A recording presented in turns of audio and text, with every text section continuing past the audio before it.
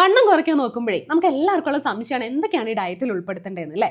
Law calorie ആയിട്ടുള്ള high protein ആയിട്ടുള്ള നല്ല ഹെൽത്തി ആയിട്ടുള്ള അറ്റ് ദ സെയിം ടൈം വളരെ ടേസ്റ്റി ആയിട്ടുള്ള ഒരു ദോശ, ചെറുപയർ ദോശയാണ് ഇന്ന് കാണിക്കുന്നത്. ഇത് പല രീതിയിൽ ഉണ്ടാക്കാൻ പറ്റും. ഞാൻ ഇന്ന് കാണിക്കുന്നത് വളരെ സിമ്പിൾ ആയിട്ടും ഏറ്റവും ഈസി ആയിട്ട് ഉണ്ടാക്കാൻ പറ്റുന്ന ഒരു വേർഷനാണ് കേട്ടോ.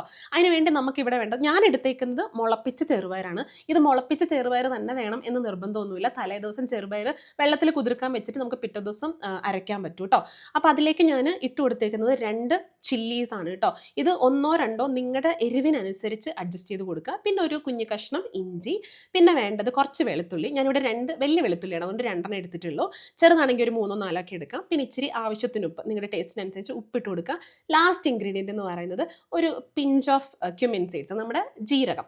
എന്നിട്ട് ഇത് നന്നായിട്ട് ആവശ്യത്തിന് വെള്ളമൊക്കെ ഇട്ടിട്ട് നമുക്കൊന്ന് അരച്ചെടുക്കാം. ഇതിൻ്റെ കൺസിസ്റ്റൻസി എന്ന് പറയുന്നത് നമ്മുടെ സാധാരണ ദോശ ചൂടില്ലേ അതേ കൺസിസ്റ്റൻസിയാണ്. ഞാൻ ആദ്യം പറഞ്ഞ പോലെ ഇത് നമ്മൾ സാധാരണ ദോശ പോലെ പുളിപ്പിക്കാൻ വെക്കേണ്ട ആവശ്യമൊന്നുമില്ല. അരച്ച ഉടനെ തന്നെ നമുക്ക് ഉണ്ടാക്കിയെടുക്കാം കേട്ടോ.